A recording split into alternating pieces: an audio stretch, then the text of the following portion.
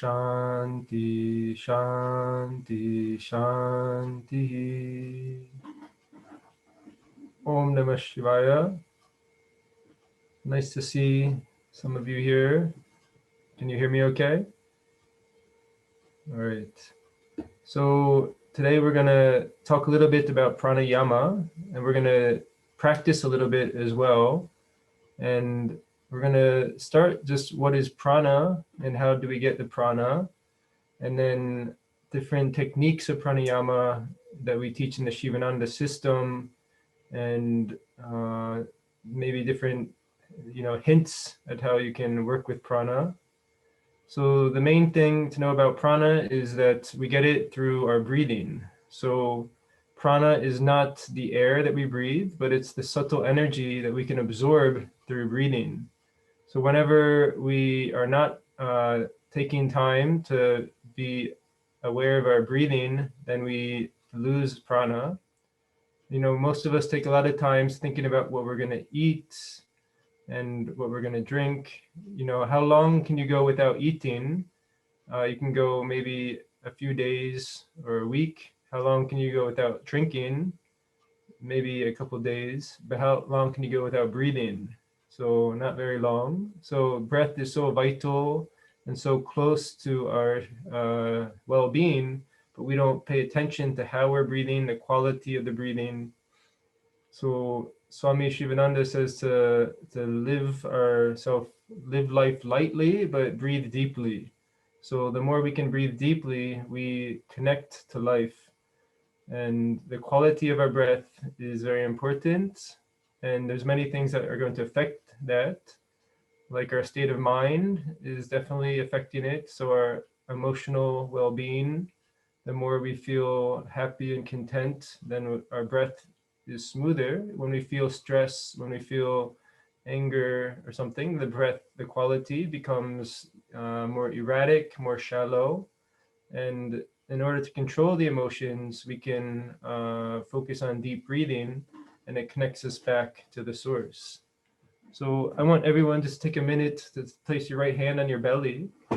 This is the first key to learning how to do pranayama, is to do abdominal breathing. So just take one hand on your abdomen. The other hand can be on your chest. And as you inhale, let your abdomen come out and your chest comes up. And as you exhale, abdomen back in and chest back down. Inhaling, abdomen out and chest comes up. And exhale, abdomen in and chest down. Inhaling deeply, abdomen out first, chest up second. And exhale, abdomen in and chest down. Inhale deeply, abdomen out, raise the chest. Exhale, abdomen back in, chest down. Deep inhale. And exhale. Deep inhale. And exhale. Now just relax your hands back to your lap or your knees. And just feel how when you breathe more deeply and rhythmically, the mind starts to slow down, the thoughts start to slow down.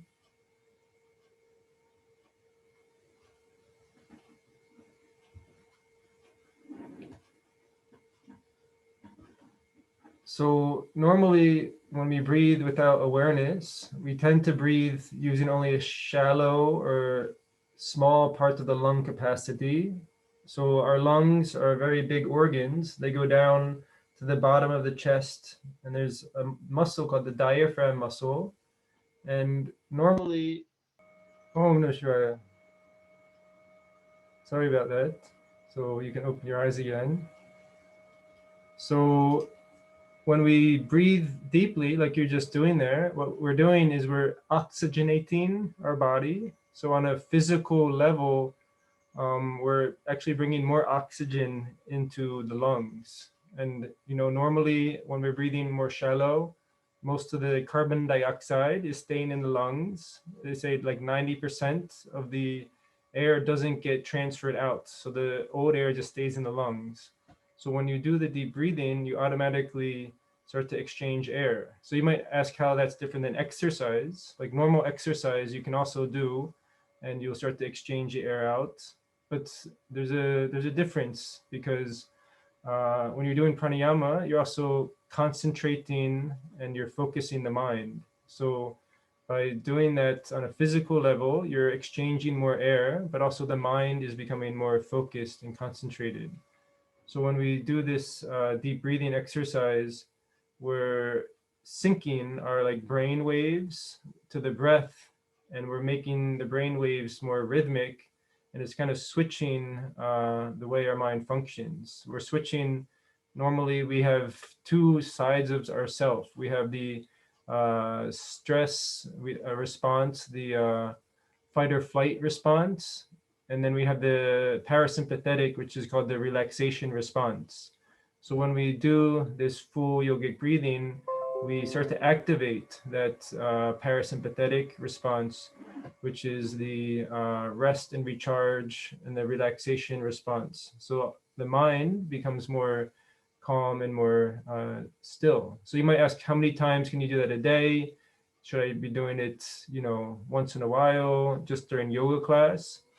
So this is a practice you can do, 3 or 4 times a day, at least. Anytime you're feeling stress or you're feeling anxious or irritable, then you can work with this type of breathing and try to calm the mind again, come back to your balanced state.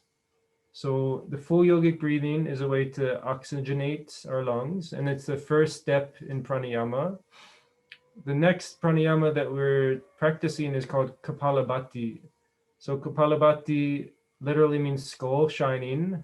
So when you do this practice regularly, your face will start to shine with a new type of energy or prana, and people might think that you're wearing a new type of makeup or something, but really you can say it's just the pranayama that is accentuating all the features. So in Kapalabhati, we're going to be doing the abdominal pumpings, kind of similar to full yogic breathing. But when we do these pumpings, we're quickly exchanging all the air out.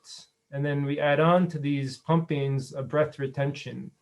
So what happens when we start to practice breath retention, or kumbhaka, which is called in Sanskrit, the kumbhaka makes the mind more meditative and more focused. And it also exchanges more oxygen into the blood than normally gets exchanged. So when you hold your breath, the mind and breath are related. So the breath is made still. The mind also is made to be more still. And then because you're holding the breath, the blood that's normally circulating and picking up oxygen from the lungs starts to dilate in a way that it can absorb more oxygen than normal, because it almost feels, it's like a reverse effect. It feels like it's not getting oxygen because you're not breathing at that time, but then it changes its ability to absorb more oxygen than normal. So the blood somehow becomes more able to absorb oxygen, and then you kind of get a deep sense of peace and stillness after the breath retention. And then you can carry on, like your breathing capacity starts to increase as well. So I think we can practice this Kapalabhati for 1 or 2 rounds. And so basically, you're going to exhale quickly through the nose. And every time you exhale, you can pump the abdomen in. So the abdomen will pump in a little bit. And what happens is the air gets pushed out through the nose, because when you exhale, the diaphragm gets pushed up, and then the air gets pushed out through the nose. So the exhales are not that deep. They're just very short and kind of quick. So, and then when you inhale, the inhale has to be very passive, and you don't even think about it. You shouldn't even hear it, because all the focus is just on exhaling and quickly. So we just do like 30 or 40 pumpings, followed by a short breath retention. So sitting with your back tall, hands on your knees or in your lap. Take a deep inhale and exhale all the air out. Now inhale, abdomen comes out. And get ready. Exhale, exhale. 1, 2, 1, 2. Exhale, exhale. 1, 2, 1, 2, 1, 2, 1, 2, 1, 2, 1, 2, 1, 2, 1, 2, 1, 2, 1, 2. Exhale, exhale, exhale. 1, 2, 1, 2, 1, 2, 1, 2, 1, 2, 1, 2, 1, 2, 1, 2. 1, 2, exhale, exhale, 1, 2, 1, 2, 1, 2, 1, 2, 1, 2, 1, 2, 1, 2, and exhale completely. Deep inhalation, exhale, deep inhalation, exhale. Now we're going to do a short breath retention. You can inhale a comfortable breath. And then holding your breath, mentally bring your focus to the point between the eyebrows. You can repeat mentally the sound Om. Hold for just 30 seconds or so. Feel the mind very concentrated.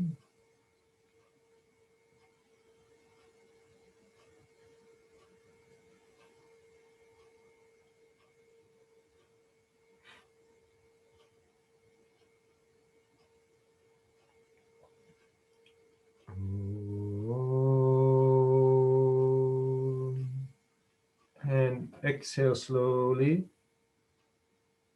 Deep inhale. Exhale. Let's just do one more round of pumpings. Inhale, abdomen out. 1, 2, 1, 2, 1, 2. Exhale, exhale. 1, 2, 1, 2, 1, 2, 1, 2, 1, 2, 1, 1, 1, 1, 1, 1. Exhale, exhale. 1, 1, 1, 1, 1, 1, 1, 1, 1, 1. Exhale, exhale. 1, 1, 1. 1, 1, 1, 1, 1, 1, 1, 1, 2. Exhale. Deep inhalation. Exhale. Deep inhalation. Exhale. Get ready to retain. Inhale deeply. Hold your breath. Focus between your eyebrows. Repeating Om.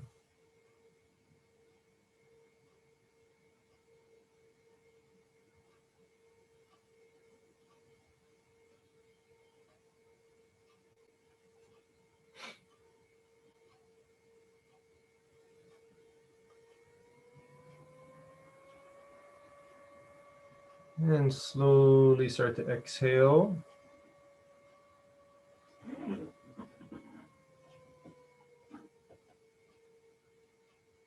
So the Kapalabhati breathing, you can also do 3 or 4 times a day.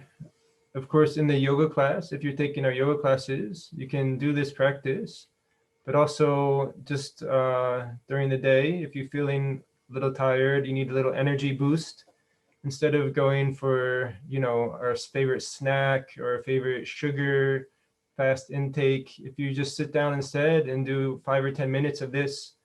Nice is if you can do like outside or open the window so you get that fresh air and you really feel like you're breathing that fresh air. And then you do that for just 10 minutes or so. It's like giving yourself a charge of energy, a boost. So, in the afternoon, oftentimes we feel very tired. We normally reach out for something to give us a quick boost.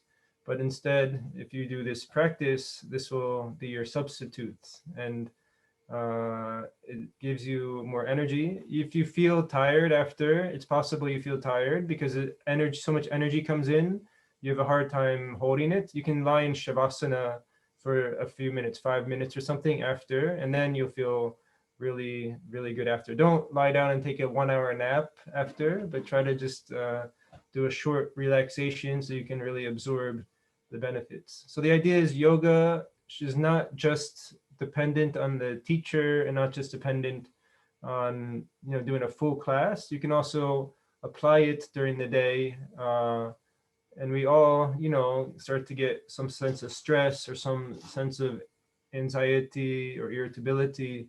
Anytime you're experiencing that, then tell yourself that it's okay to take a break from what I'm doing. And by doing this practice, and you can come back to what you're doing, you'll be much more efficient.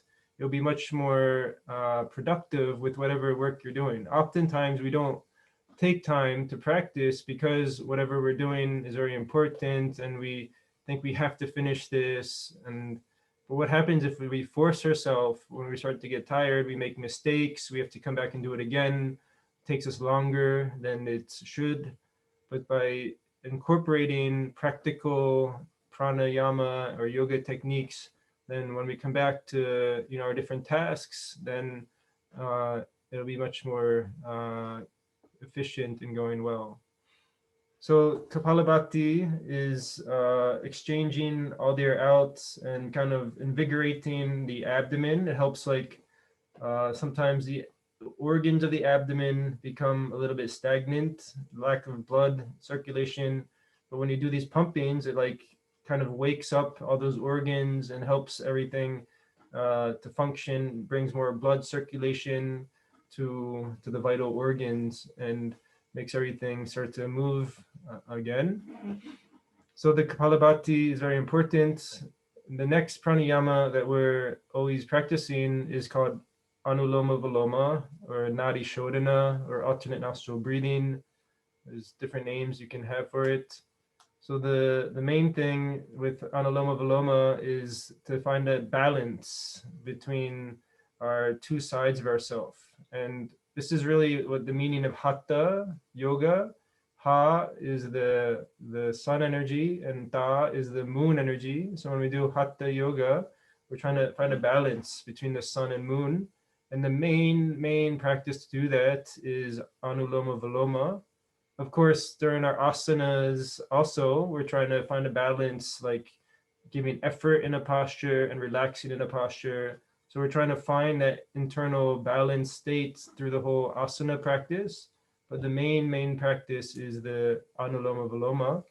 And this can be very simple. You can do a few minutes a day, multiple times a day, or you can take it much deeper and do an hour or a couple hours if you're that inclined or inspired to do so. So the main thing to know is that as humans, we're not necessarily balanced all the time. We're kind of imbalanced, and one side dominates the other side most of the time. So we have a sun side to ourselves and a moon side to ourselves.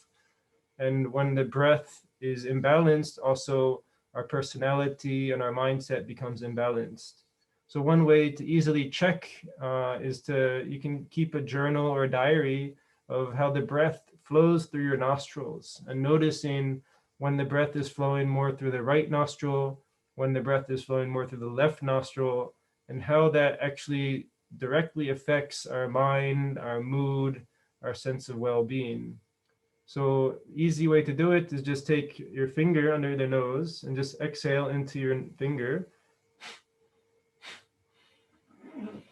And you can easily check which nostril is stronger. And then when you have whichever nostril is stronger, you can make a note in your journal also, what am I feeling right now? Am I feeling, a lot of energy? Am I feeling more tired? The extreme of it, in terms of like mental disorder, when the sun nostril is strong all the time, you might feel a little like manic, like very hyper, like hard to settle down, hard to sit still. Probably those people aren't even at this talk right now because they can't sit long enough. So you feel like very energetic and hard to, calm yourself down. It's a little bit of a manic kind of mindset. And then if your left nostril is more dominant, this is can be a little bit depressed, can be a little bit,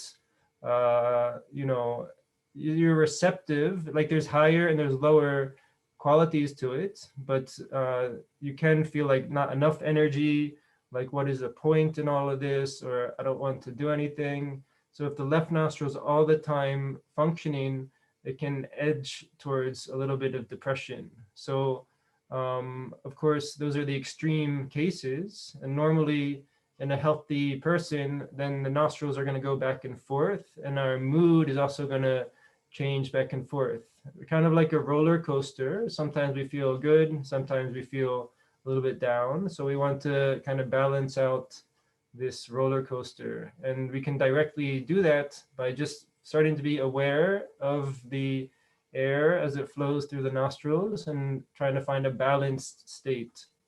It says if both nostrils are balanced, this is a really good time to sit and meditate, because when they are in a balanced state, your mind also becomes balanced, the internal energies become balanced, and it's very easy to go deeper inside at that time. You might think of like during a sunset or a sunrise, the sun is at the horizon, so the sun energy and the moon energy are in a balanced state at that time. So that's why we often feel the most peaceful, the most serene when we're looking at a sunset or a sunrise. And internally, we can bring that sunrise or sunset through our own practice of yoga. So we're like bringing that serene state whenever we're doing the practice. So why don't you just check right now? I think I asked you to check. So who has the right nostril that is stronger now? And who has the left nostril that is stronger? And who of you is balanced, perfectly balanced? I think Diana said right, like if I can read lips. So most of you said.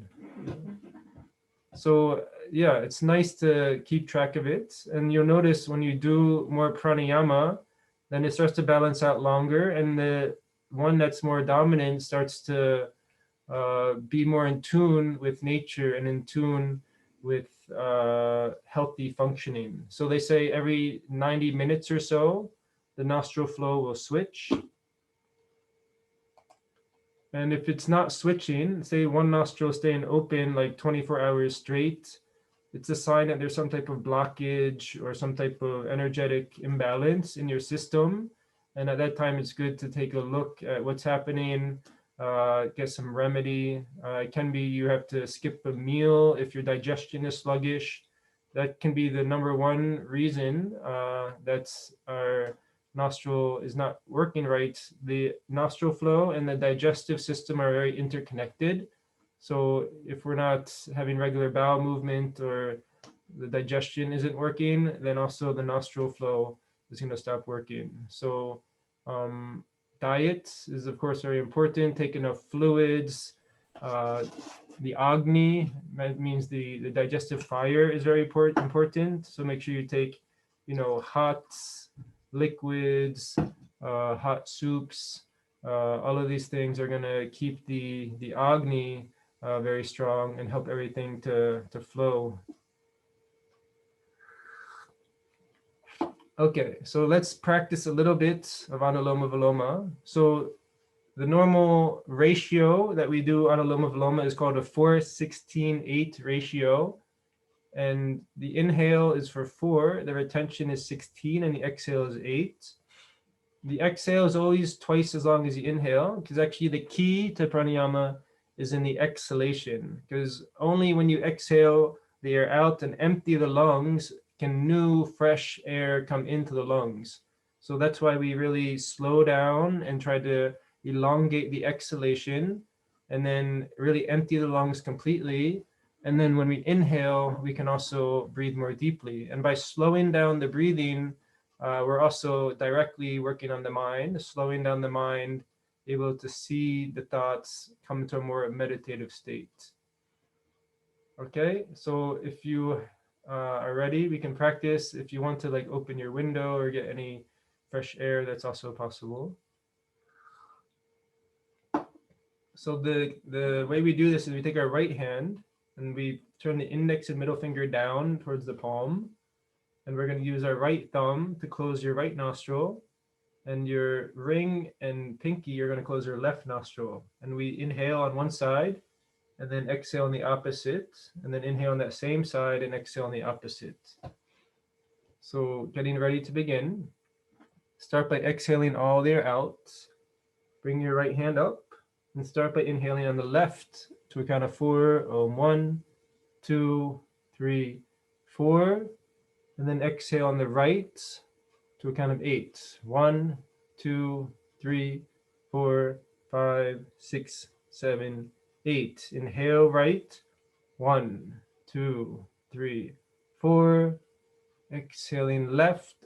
1, 2, 3, 4, 5, 6, 7, 8. Inhaling left.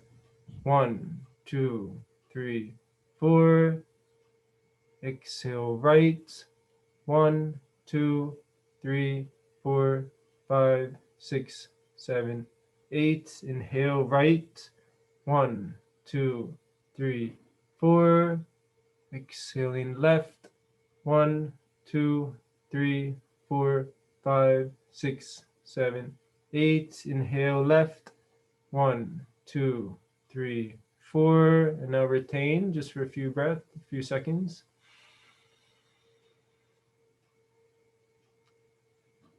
And exhale right slowly. 1, 2, 3, 4, 5, 6, 7, 8. Inhale right. On 1, on 2, on 3, on 4.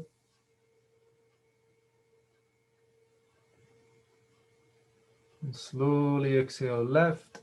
On 1, 2, 3, 4, 5, 6, 7, 8. Inhale left. 1, 2, 3, 4. Retain.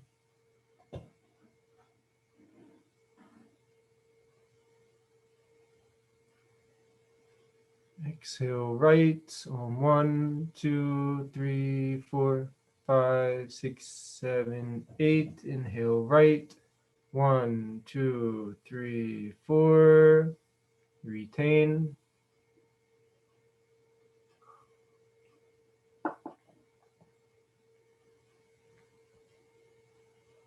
Exhale left. 1, 2, 3, 4, 5, 6, 7, 8. Inhaling left. 1, 2, 3, 4.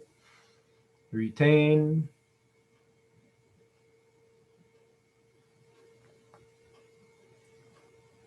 Exhale right. 1, 2, 3, 4, 5, 6, 7, 8. Inhale right.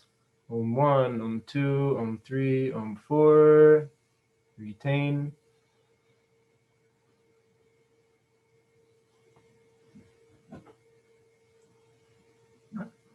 Exhale left.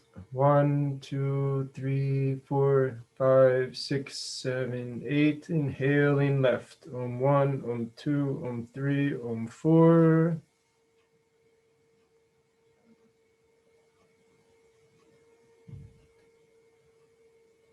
Exhale right. 1, 2, 3, 4, 5, 6, 7, 8. Inhale right. 1, 2, 3, 4. 2 more rounds.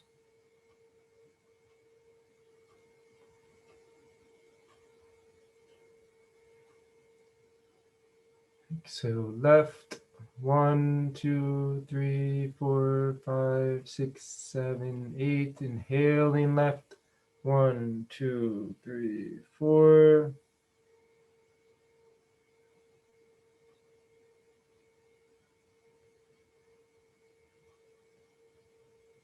Exhale right. 1, 2, 3, 4, 5, 6, 7, 8. Inhale right. 1, 2, 3, 4.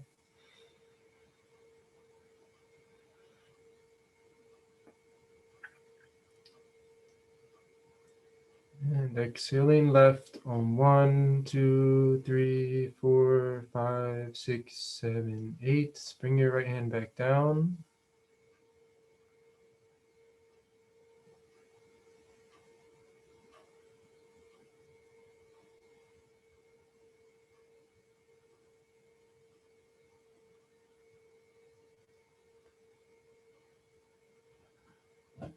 So for Anuloma Valoma to work, it has to always go with asanas. So in the yoga class, we always do the pranayama first and the asanas after. In traditional classical yoga, there's asana, which is a third rung on the ladder, and then there's pranayama, which is a fourth rung. So these two are always going together. And the more you do asana and you stretch the body, you strengthen the body, it's going to increase your breathing capacity, increase the prana flow, then pranayama is going to work much nicer. So if you feel like, oh, I'm doing pranayama, but I can't do it, then you can do like 1 or 2 asanas. Like you don't have to do a whole 90-minute class just to do pranayama. If you do a few rounds of sun salutations, followed by like a short shoulder stand, something like that, and then you sit up and you do your pranayama, it will happen, the breathing will already be deeper and you'll have a much easier time with it. So there's a few other tips that I can talk about. So one has to do with the practice of Kriyas. So Kriyas are internal cleansing exercises, and these Kriyas are a practice that's going to help with your ability to breathe deeply and remove toxins. Normally, the energy channels get blocked, and by doing the Kriyas, we start to remove these blockages. We help the energy to flow, and the whole purpose of yoga is to make the energy flow, and then we can realize and we come to our true nature as peace and bliss. The reason we don't experience that we're happiness or we're bliss or we're ananda is because there's blockages in our system, and these blockages are sheathing or they're covering our nature. So when we're doing Hatha Yoga, what we're doing is we're removing those blockages, we're making the energy flow, and when everything is flowing, we're able to experience that part of us. So the first Kriya I would always recommend is called the neti pot. Usually I keep it nearby, but I don't have it. It's a little plastic pot, or you can get a ceramic pot with like a neck on the end, and it like kind of inserts into one nostril. And you would want to fill it with warm salt water. And basically you're going to insert the warm salt water in one nostril. Yeah, Yvonne, thank you. So this is a ceramic nice neti pot there. See how it has a long neck on it, and you fill it with the warm salt water, and then you're going to insert it in one nostril and just tilt your head, and you basically have to wait a few seconds for the water to start to move through the nasal passage. Normally, just by breathing, and sometimes we live in a polluted environment, when we get a cold or something, it builds up a lot of mucus in the head region, and we need to remove that mucus out in order to breathe more deeply. It's kind of like if you ever go to the ocean and you get a little salt water into your nose and then you blow your nose out, you feel kind of invigorated a little bit from that experience. So this is kind of like going to the ocean, but you do it from your own bathroom and your own sink. So you just basically, what the pot she was showing, you would take 2 teaspoons, 1 or 2 teaspoons of salt. I just take a pinch, like a big pinch, and I put it in my pot, and then I kind of shake it, and then you just tilt your head to one side and you let the water just go through the nostril passage. It doesn't just go up and down like this. It actually goes up into a passage that goes a little bit into your forehead region. It even stimulates your third eye. So when you start to meditate and concentrate on your third eye, it will be a lot more powerful after you do the neti pot, because it kind of stimulates the nerve centers there, and it's easier to focus there. So that's is one Kriya that will be very helpful if you can do that. That's the main one. There's other ones which are a little bit more difficult. One is called Nauli. Nauli is an abdominal churning exercise, which is normally done first thing in the morning, helps with bowel movement and making sure all the internal organs are functioning well. Basically, on an empty stomach, you exhale the air out and you pull your belly up and in under your rib cage, trying to make like a vacuum underneath your rib cage, and then that puts pressure in the organs, and then when you can't hold anymore, you release it and you take a few breaths, and then you repeat that a few times.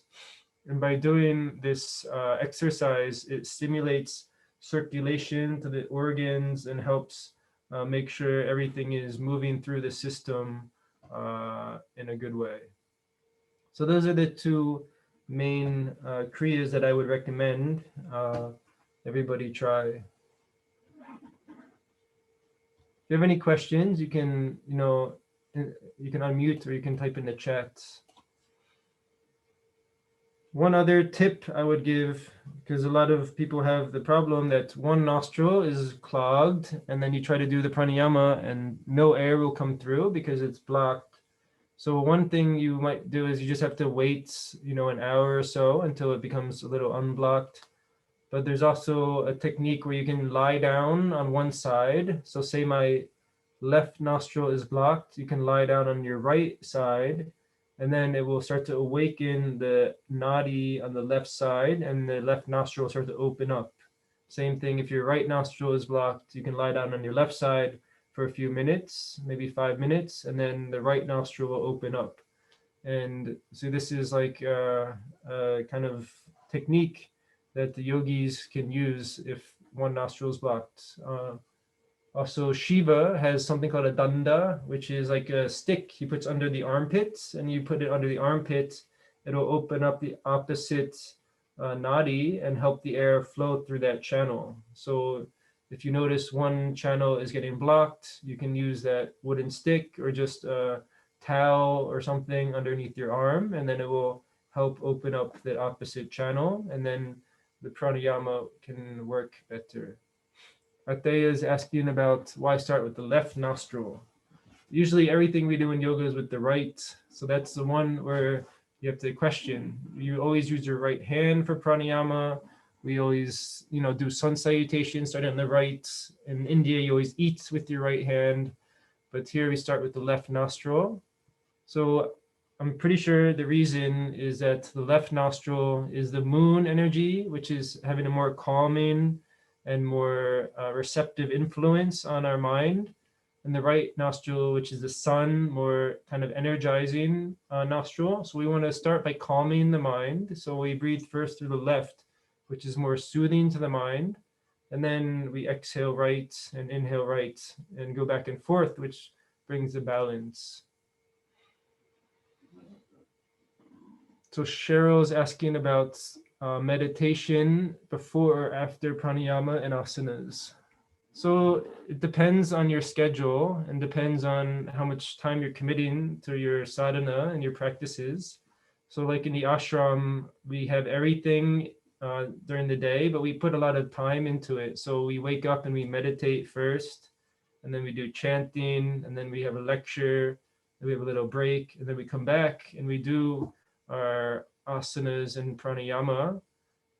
So I always recommend including all of that in your day. But if you're not a full-time Swami or you're not a full-time practitioner, then when you do have a time to practice, then combining everything in the practice is important. So a little bit of meditation, pranayama, and asanas. The order, you can experiment for yourself, but meditation, we say, is usually the most important because it's the highest rung on the ladder of Raja Yoga. But sometimes if you sit to meditate and you didn't do asanas or pranayama first, you might just be sleeping instead of meditating. So in that case, I would say maybe, cut your meditation short, do a little asanas, pranayama first, get your energy higher, more light, and then you can meditate much nicer. If you're sitting and you're meditating and it's very beautiful experience, very peaceful experience, then you don't need to go to your asanas and pranayama, because already the meditation is happening. So kind of you have to be your own, watching your own mind and seeing what works. But definitely the order is asana third rung, pranayama fourth rung, working up to meditation at the top of the ladder. And then Shah is asking, can we do bandhas while we do in kumbhaka? So bandhas in the classical traditional yoga system is an advanced practice, advanced pranayama practice, and it's we would say too powerful for like a normal day-to-day practice. We would only do bandhas during like special pranayama retreats that we go on, and we want to go deeper. So the question was about bandhas. So in our traditional yoga, then it's only done as an advanced practice. Some people say they get more benefits, like they can feel like the pranayama is working better when they use bandhas. But I would say try to get that same effect from doing the basic pranayama practice. Try to come into that meditative state, that's kind of blissful state, just by the basic Anuloma Valoma, Kapalabhati and Anuloma Valoma. You can definitely get there, and you can increase, in the meantime, you can increase your lung capacity, the number of rounds you're doing. Normally in our yoga class, we do, 3 rounds, Kapalabhati, 10 rounds, Anuloma Valoma. But when you're really practicing more, you can try to increase your ratio. You can do, instead of 4, 16, 8, you can try 6, 24, 12, or even 8, 32, 16. And you can try to increase the rounds from 10 to 15 to 20 rounds, which will take a lot longer. If you have a hard time counting the rounds, you can also just go by the time. Every round takes about a minute. So if you do for like 20 minutes, it's about 20 rounds. And eventually, like when we teach our advanced teacher training course or sadhana intensive course, then we teach the bandhas. But that's even when we do bandhas, we first do the basic pranayama for many rounds before we start to do the bandhas. The idea with the bandhas is it's pushing the energy into the central energy channel. And then the basic pranayama, we're purifying all the channels. We don't want to bring energy into the central channel until all the nadis are first purified. It's kind of like bringing a high voltage energy into a wire that can only contain 10 volts or 10 amps of current, and then you try to put 1,000 currents through it, it's going to blow the wire gauge. So you want to first do the basic pranayama, just purifying the nadis, increasing your capacities. And then when you do an advanced course, you can do the bandhas. Okay, so I want to share a little PowerPoint because we're talking about pranayama, and the way we get prana is not just through pranayama, it's through our whole lifestyle, and everything that we do in our life is going to support our ability to increase our prana and to absorb our prana. So I'm going to get that started. If you have any other questions, you can always put that in the chat box.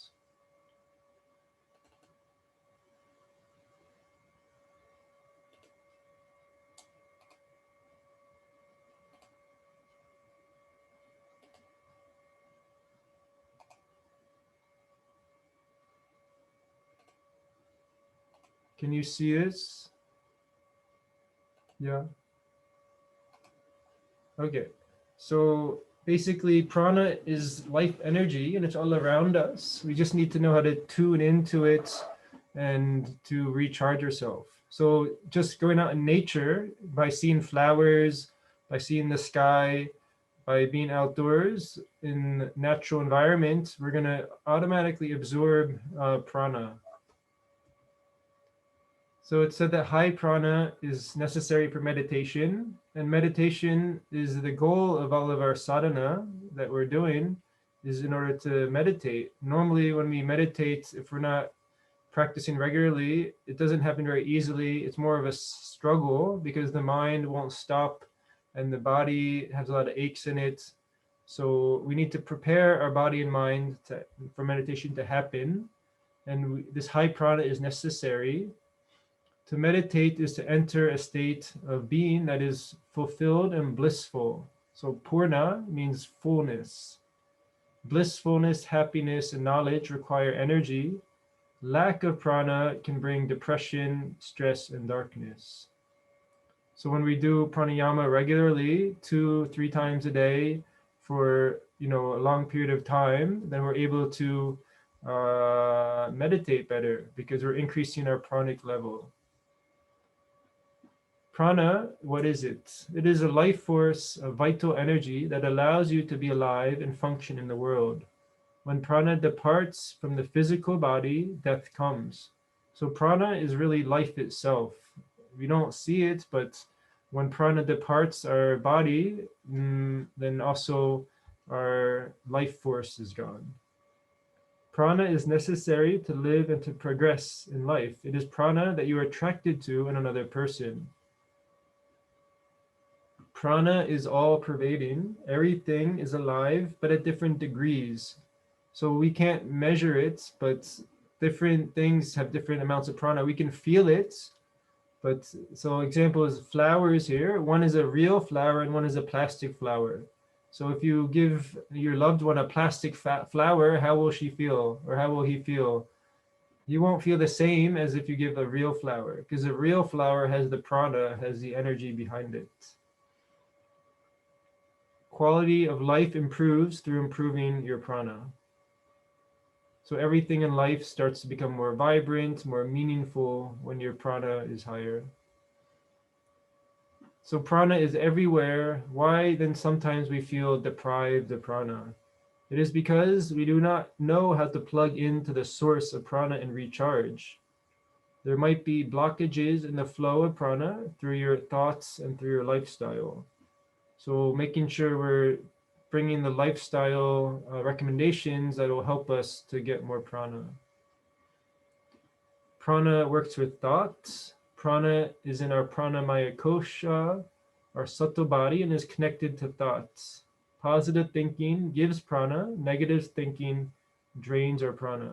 So just by being in positive company, by smiling, you see this girl smiling, then you get prana just by looking at something positive. So we went over this a little bit during the lecture in the satsang, but there's 5 elements in nature: earth, water, fire, air, and ether. And each element, they're called the Mahabhutas. We can get prana from each element. Also our sense organs. So our nose, tongue, eyes, skin, and ear. Through those organs, we can increase our prana or we might lose our prana. So for example, natural smells, aromatherapy, good incense, and walking barefoot. All of this is going to increase our prana. Here at the ashram, we have lavender field, and we got lavender essential oil from our lavender field. So when you smell it, it gives the energy through the nose element.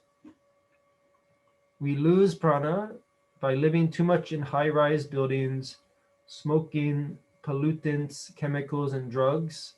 So all of these are going to take away our prana. Now, the water elements, spending time in pure water, oceans, rivers, natural food, sattvic food, sweet food, milk and honey. That means not to an extreme, but foods that are sweet, not artificially sweet. So like just foods that are pleasant to your taste, not things that are overly, stimulating.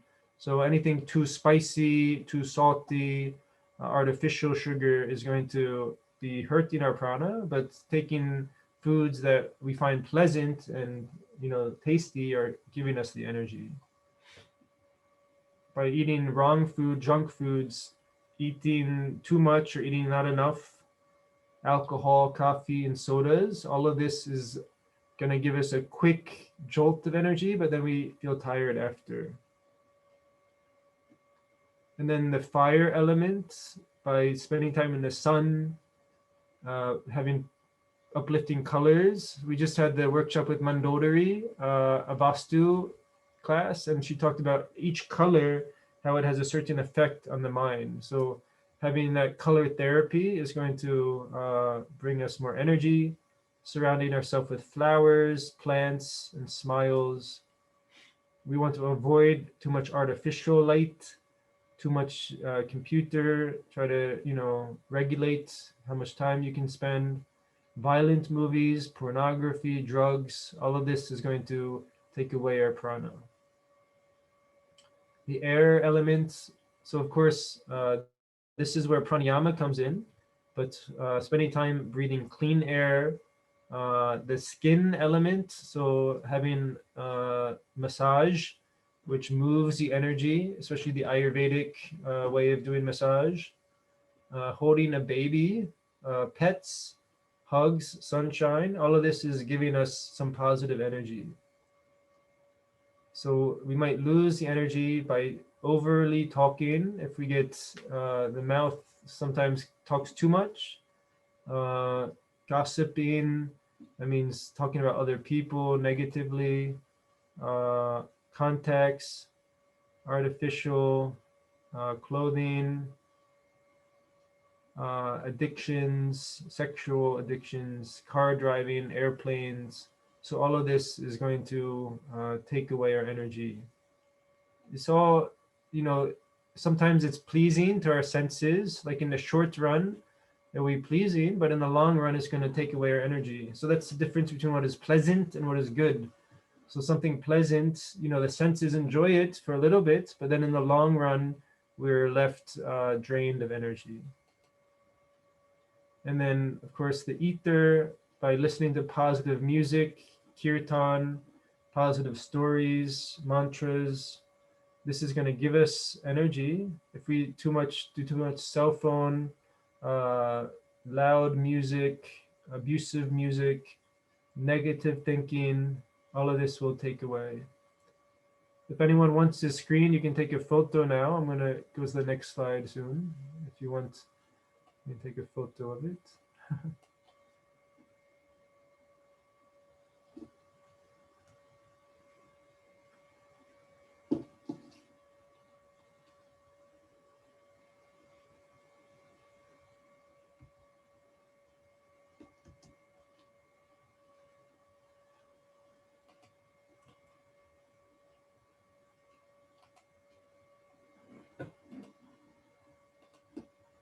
Okay, so this is more about the earth element. So gardening, spending time in nature, hugging trees, just looking at mountains, forests, the food you take, natural, organic, from the earth, growing your own food, living in natural building materials for houses.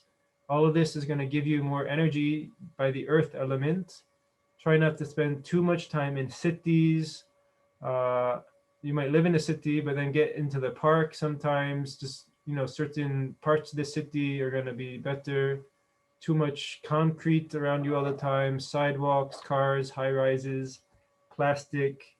All of this is going to take away our energy.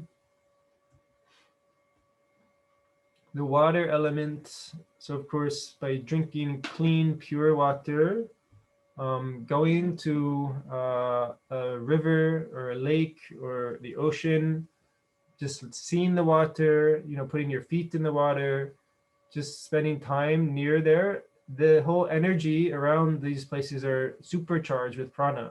So you don't even have to do anything. You just go there, you sit and you contemplate about the rock, or you bring a book to read or something like this, then you're going to get energy. It's true that our body is 70% water, so the water element is very important for our well-being. There's a research done by a Japanese doctor who showed that the more water is directly affected by our thoughts. If you have water and you have positive thinking around it, then it makes beautiful crystals when you freeze it.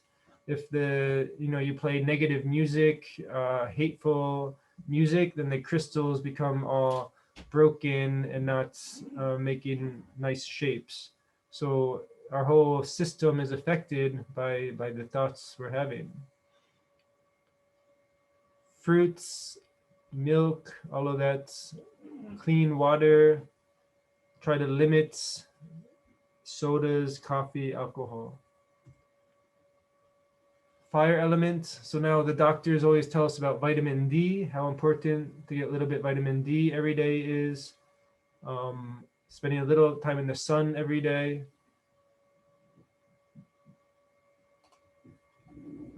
Fire elements, in terms of you have a flame on your altar, is very important because that flame kind of absorbs the energy. And if you do like a fire ceremony, it's also very powerful. Think about the fire inside of us. Our Agni, our digestive fire, should be strong, and we're able to assimilate our food, also assimilate our different experiences in life. If the Agni is not strong, then it creates some blockage in our system. Now, of course, the prana, in terms of the air, living in fresh air, ventilate your house. So opening windows, even if it's cold, you have to get a little fresh air, put on the jackets, go walking outside, get warm, get some fresh air in the house. Stay away from too much pollutants.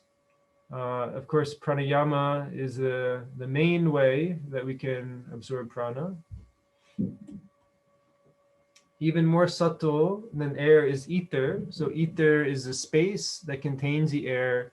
It's also the space of our thoughts and our mind. When we go to a temple or to an ashram, we get the effect of that positive thinking. Those positive mantras are able to affect our mind very powerfully, and we're able to absorb the benefits of being in those places. So we want to avoid too much negative thoughts, going to places like bars and clubs where there's just lustful or lower type of thoughts. Then even we feel strong, like we're not affected by that. Automatically you go to a place like that, and the company and the atmosphere there is going to affect our mind. So a couple more tips for you. One is, when you feel low on prana, you seek stimulation. So we mentioned that before. Instead of, trying to stimulate yourself through sugar or alcohol, then stop and do a little pranayama. But, this is normally what people are doing, and we have to be aware of this tendency. It happens to all of us. We have the downward spiral when we feel lacking, and then we have some type of addiction, which we go to. For example, this person has this shirt where he, the happy hour is his way to medicate. Prana, we need to increase and then balance. So we talked about the right and the left brain needs to be balanced. The yin and the yang, the Tao, the male and the female. So inside of us, we have these two energies. It's like having the gas pedal and the brake in our car. We need to have a balance between both.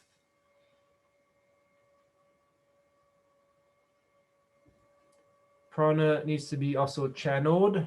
So by using our prana for positive things that uplift ourselves and uplift others, by doing something like meditative walking or meditative artistic work, all of this comes from high prana. To do something like this, you need to have high prana because it takes inspiration to do it. To be creative, you need to have high prana.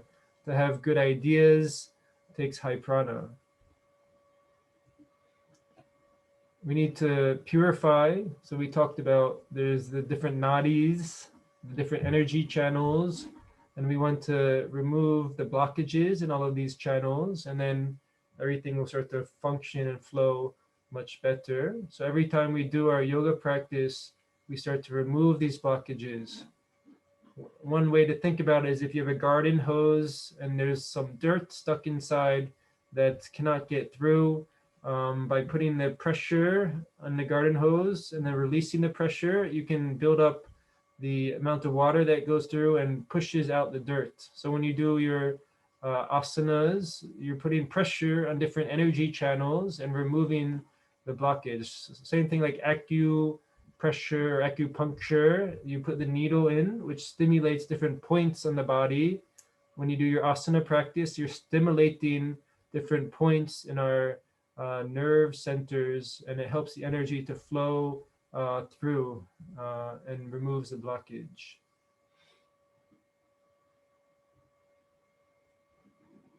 So here's another giving more ideas about the left and the right. So for example, the sun energy is increasing our heart rate and our blood sugar level. So it's like the stress response. So this is good. We need to have it for things that we need it for. But when we're just trying to relax and we can't stop the stress response, then that's a problem. We need the stress response because we have to function. We have to do things that, take our heart rate to be higher, to make our muscles move. So all of that is important. But then if it keeps functioning when we're trying to relax, then that's the problem. We need to be able to switch back and forth easily. So in the yoga class, you're training your body and mind to do that. You hold a posture, then you relax in Shavasana. You hold another posture, then you relax. So you're training your body and mind to switch its functioning. The sun energy is more masculine.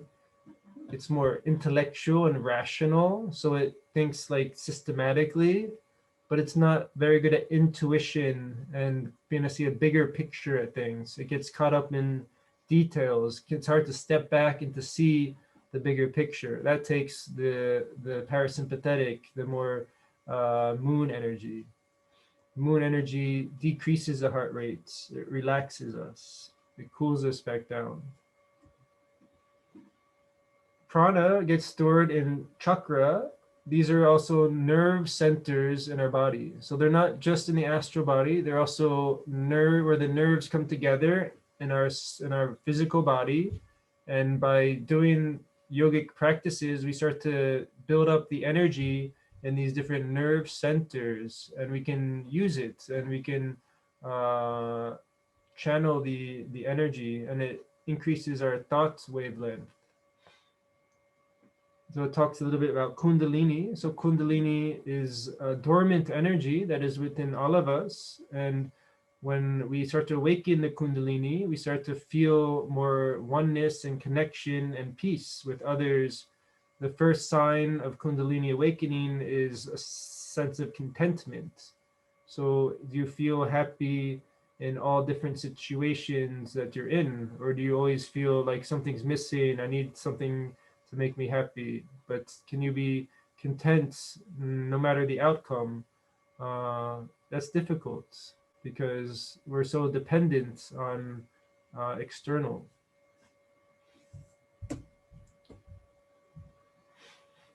So going back to diet again, because this is one of the keys and one of the easiest ways we can make mistakes is if we're not taking care to cook our food properly, eat moderately, what we know will easily be assimilated.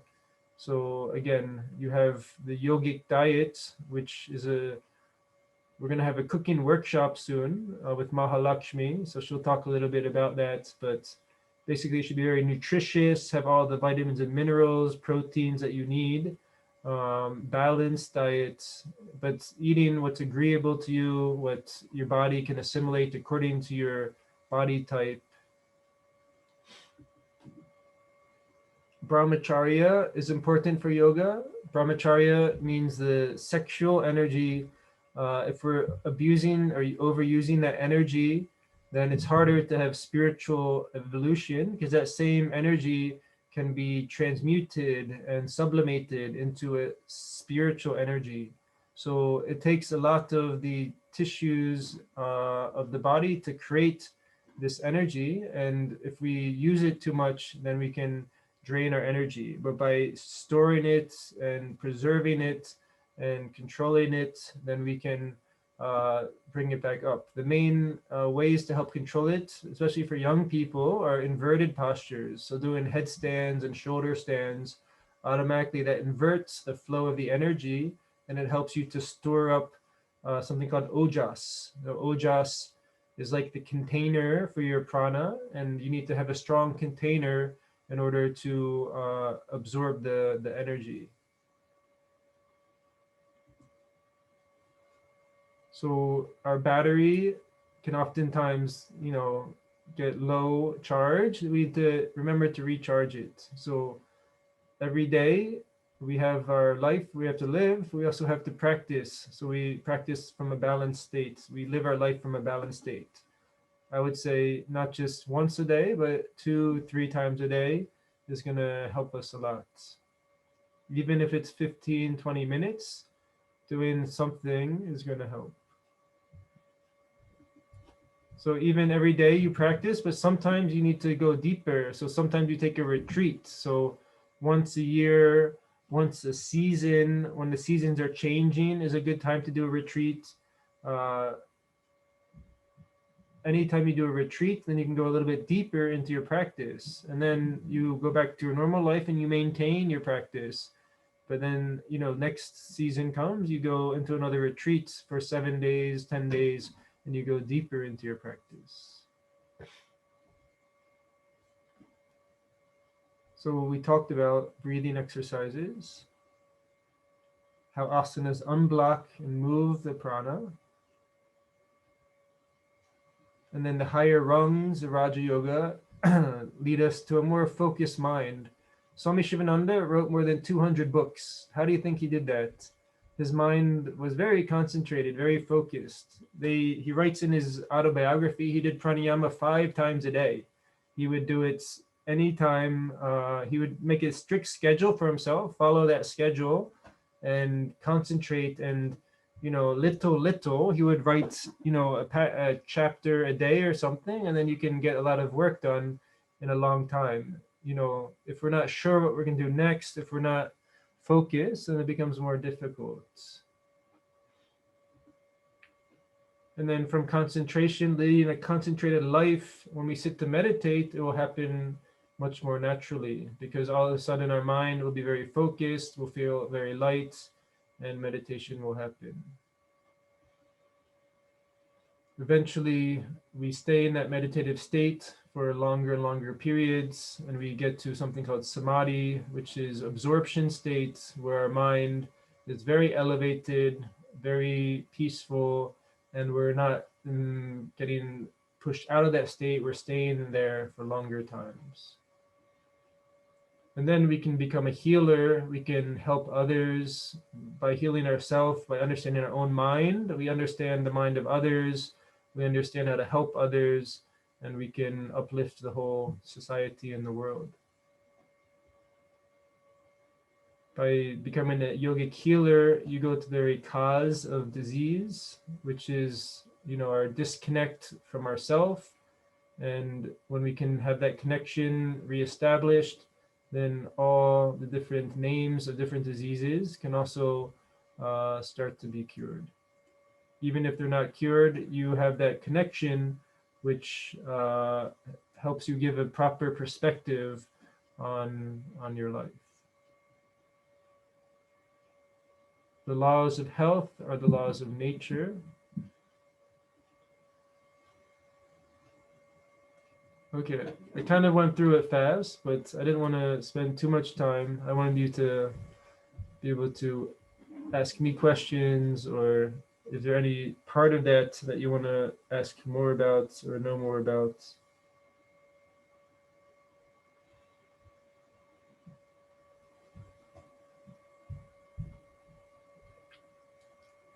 Okay, so I have a question. It's better to say it than to write it. This is D. You had one slide. I guess I was writing and putting it. It said personal, I believe, personal prana merges with universal prana. Mm-hmm. And my question was, because the class is on pranayama, is that when we does personal prana merge with universal prana when we practice pranayama or when we meditate? Oh, yes. Oh, that's different. This is the one. Meditation is merging the prana with our prana with the universal prana. Oh, that's a different concept. Yes. Can I So take a photo or can you explain that one more, please? yeah, so you can do both. So one way to think about it is, so this is basically the highest state that we can come to. And sometimes we'll get glimpses of this state when we practice, we'll feel that. But then a lot of times we don't stay in that experience for a long time.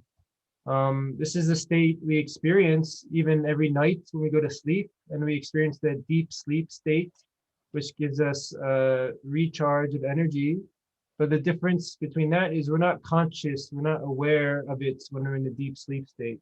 So when we're really meditating in the real deepest sense, we lose all personal sense of ego, all personal sense of individuality, and we become like the drop of the ocean in the water that drops into the ocean and becomes one with the ocean itself. And at that time, you no longer can separate out the drop from the rest of the ocean. You just merge with that. So it's said there's a consciousness that pervades all. And normally, the ego is that which is separating us from experiencing that. But when we can reduce and thin out our ego, and we're able to meditate regularly, then we start to, calm, quiet the mind. We start to experience just the consciousness behind the mind, and we start to see that that consciousness is that which pervades all of life. And pranayama, meditation, all of the paths of yoga are going to lead us to that experience. So this is basically the highest experience that we're working towards. And from meditation, you drop out of it. But if you can come to samadhi, the next state, samadhi is where you stay in that experience for longer periods of time. You realize the one dispenser of all lives and the supreme and sacred life force that works through. So um, from the Hatha Yoga perspective, you would experience Yes. this by doing pranayama for, more times regularly, and keeping that balance, keeping the sushumna, the central channel, open. When the central channel can remain open, then our mind becomes more meditative. When we start to get the blockages and we make mistakes in our diets and in our lifestyle, it brings blockages. So then we have to practice again to bring that balance again. And eventually we can come into that state. My last comment is I'm thinking it is easier to do a short practice throughout the day of pranayama versus entirely calming down to do throughout the day a meditation practice. So I can see a pranayama practice is more practical, at least for me, maybe, than try to meditate. I don't think it's recommended to meditate many times in a day, but I like that slide and that concept. Thank you very much. Yeah, thank you for the comments. Yeah, so pranayama is that which will bring us to the meditative state. And if you're already meditating, then you don't need to do pranayama. But once you see the mind is not balanced, then the pranayama will bring us back to that meditative state. So it's said that Hatha Yoga is like a ladder to Raja Yoga. So that means pranayama is a ladder which leads to meditation. And sometimes you sit and your meditation is perfect and you feel very peaceful. Then you don't have to practice pranayama. But if you feel the mind agitated or restless, then a little pranayama will help you come back to that state. And then Shah is asking, if the mind is disturbed during meditation, is it better to come back and meditate later or stay and observe the active mind? Oh, so that's a tough question. So we want to be regular in our practice. We want to be disciplined in our practice to a degree. So we don't want to, like, every time we sit, say, oh, this is not working, I'm gonna get up and I'm not gonna come back to it. If you do come back to it and you're disciplined about that, then I would say it's okay to get up and come back to it. Swami Sivananda says, if you're meditating, if you fall asleep, it's better to go take a cold shower, go run a mile, go chant Om loudly in the forest, do some practice that will help to awaken your mind, bring the light back into your mind. And then when you sit to meditate, you'll get a much deeper experience. But if you say, oh, it's not working, I'm just going to go up and do something else, and you never come back to it, then that's not recommended either. So it's finding a balance on how to manage our mind. That's a yogi is a mind manager. So he learns to manage his energy and when to do what, like this.